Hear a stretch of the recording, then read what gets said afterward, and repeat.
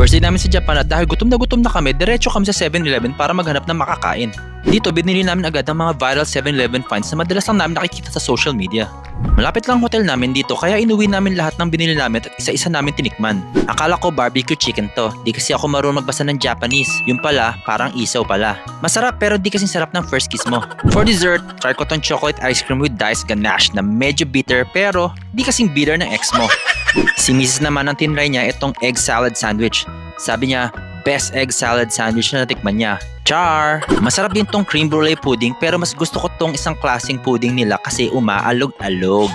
Marami pa kaming gustong tikmang kaya the next day bumalik kami ng 7-Eleven para itry pa ang iba nilang kakaibang dessert. Si Mrs. Tinodo ang bili ng matatamis at kinain niya lahat kahit na siya ay may brain freeze. Ang pinaka nagustuhan niya ay itong cream brulee. I highly suggest na i-microwave muna for 10 seconds dahil sobrang tigas pero di naman kasing tigas ng puso ng bumasid sa'yo.